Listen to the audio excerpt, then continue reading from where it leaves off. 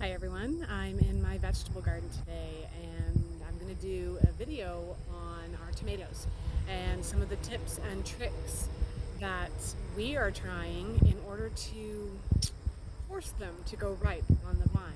So let's go check out my tomatoes and I can tell you what I'm talking about. So if you're like us, in southern Ontario, we had a very wet spring which delayed getting plants into the ground. So I'm just showing you some shots of the garden.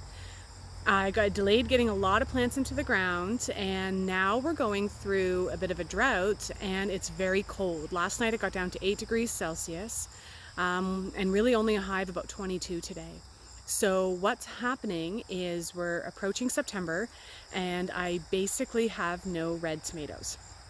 And of course this is worrisome. My pantry is pretty much empty in terms of spaghetti sauce, salsa, tomato paste, diced tomatoes, any of that, right? So this is a crop that's pretty important for my family and to keep us fed.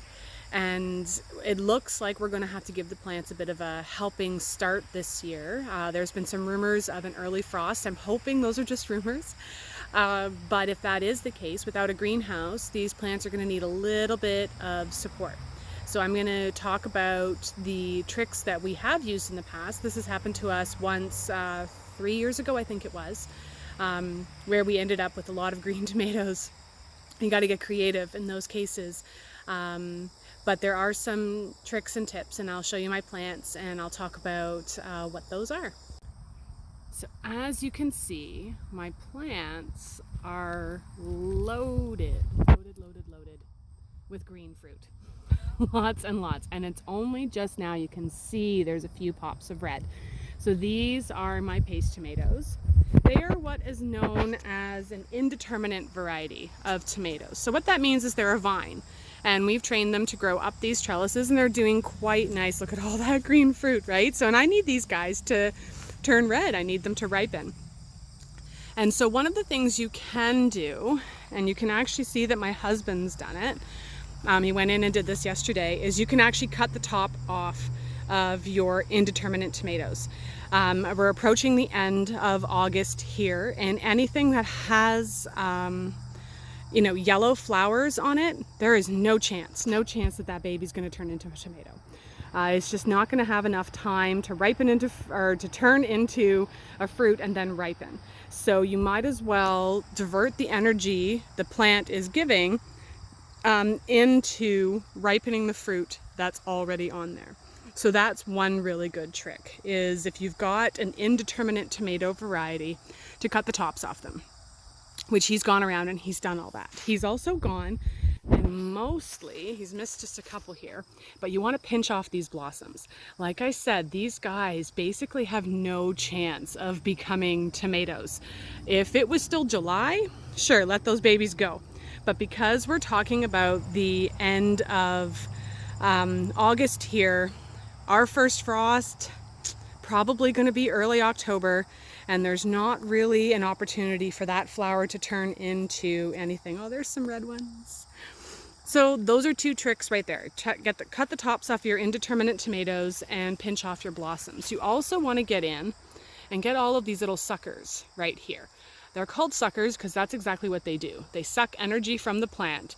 And right now we want the plant to send energy to the ripening fruit and not to leaves or anything like that. So go in, get rid of all your suckers.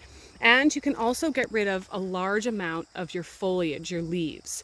You need some, of course. The plants need leaves in order to produce food for the plant, but you can really trim those back. And so as you can see, we've actually done a decent job this year of keeping our tomato foliage relatively managed. So that's another great trick. So on purpose, my husband actually left some of the plants still trellising upwards and still with lots and lots of foliage, so you could see the difference. You can see how tall this plant is, and pretty much everything from about here upwards is nothing but leaves and flowers that will never turn into fruit. So you can actually chop that whole thing right off. and like I said, send more energy to the areas of the plant that need it. So these are we have 2 tomato trellises, and these are our heirloom tomatoes. So lots of cherry tomatoes. So we actually have a decent amount, here you can see some in there ripening, and we've got lots of these awesome little orange, the sun gold ones, ripening as well. So the cherry tomatoes don't take as much energy to ripen. And then more over here too. So the heirlooms are doing a little bit better. It's our paste tomatoes that we really kind of have to baby at this point. And another last little tip that you can do is to give your plants a really great drink of some kind of manure or natural fertilizer. So what we're going to do is we're going to make some very strong comfrey teas. We're going to use a medicinal plant that I grow called comfrey, but it's really, really high in minerals and vitamins and nutrients. And then we're going to make a strong tea with that with some Epsom salts, and we're going to give all of the tomatoes a really nice drink. You could use liquid sheep manure, you can create your own compost tea, anything like that to kind of give your plants a bit of a nutrient boost. So again, the tips that I have are to cut the tops of your indeterminate tomatoes off. Pinch off all of your yellow blossoms. You want them all gone because they're not going to become fruit at this point anyway. You can trim back a lot of foliage, get rid of a lot of leaves so the plant is sending more energy to the ripening fruit. You can give them a nice drink of some kind of fertilizer or manure. Pinch off all those suckers, get rid of those too. Those are great tips. And of course, the last resort is when you know a frost is coming. If you have the ability to wrap in some kind of greenhouse plastic, that's wicked. If you don't, then you get your butt outside, you harvest as many green tomatoes as you can, and you ripen them inside. Ideally, you want them to ripen on the vine. The flavor is so much better, but worst case scenario, you can ripen them inside as well by putting them either on the window ledge, or I've actually found that paper bags work very, very well for that. So those are my tips for trying to encourage your tomatoes to ripen on the vine before frost comes.